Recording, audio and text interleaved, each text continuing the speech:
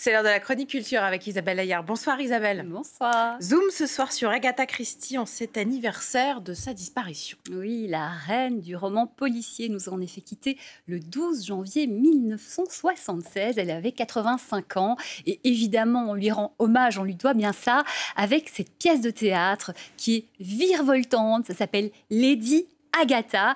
On y découvre qu'Agatha Christie, c'est une jeune femme libre et indépendante. Et dans les années 1920-1930, ce n'était pas aussi évident que ça.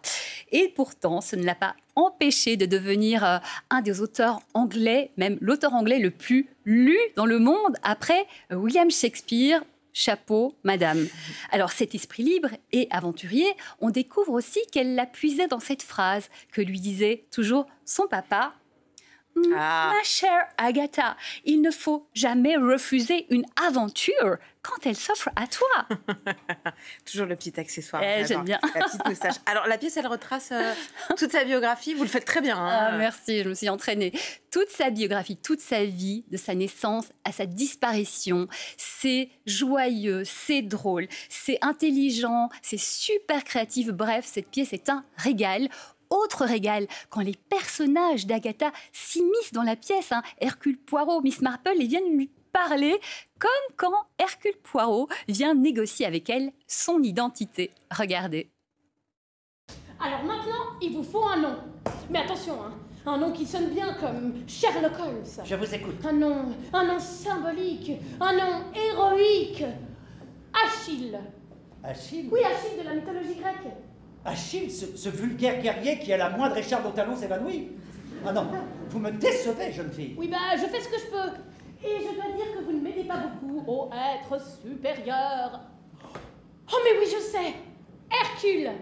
Hercule? Oui, comme vous n'êtes pas très grand, par opposition, je vous prénomme Hercule. Hercule, un demi-dieu, mais oui, cela me sied, je dois l'admettre. Et ensuite, Poirot. Poirot. Poirot comme le légume, mais pourquoi? Lady Agatha, une magnifique pièce sur la vie d'Agatha Christie, une superbe troupe. Et puis le rôle-titre est porté par Camille Fabre-Bulle, qui est magnifique. Ça se passe au théâtre Saint-Georges à Paris.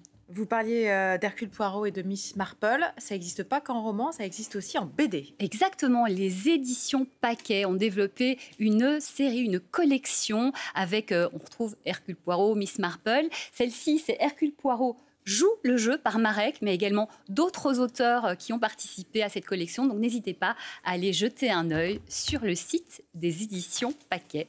On plonge un petit peu plus dans l'univers policier et de l'enquête avec une exposition qui est dédiée au cinéma d'espionnage. Oui, de Mata Hari à Edward Snowden, en passant par James Bond, le Bureau des légendes, encore évidemment OSS 117, notre cher Jean Dujardin. Tous les espions vous donnent rendez-vous à la Cinémathèque française pour cette exposition titrée Top secret, cinéma et espionnage. Donc, l'événement, il retrace l'histoire du cinéma d'espionnage. On y découvre des tas de documents, des affiches, des costumes, mais également des accessoires dont certains sont assez particuliers, comme par exemple... Vous les avez pas? Non, regardez à l'antenne, comme par exemple ce rat piégé qui va bientôt arriver à l'antenne, ou vous savez, cette fameuse machine allemande qui codait pendant les guerres Enigma, qui a été justement décodée par le fameux Alan Turing en 1943 et qui a permis finalement de sauver de nombreuses vies. Et on y retrouve aussi des acteurs incontournables. Mais bien sûr, Marlène Dietrich, Greta Garbo, Tom Cruise, Matt Damon, et également des Français, comme par exemple Emmanuel DeVos ou évidemment Jean Dujardin, bien sûr.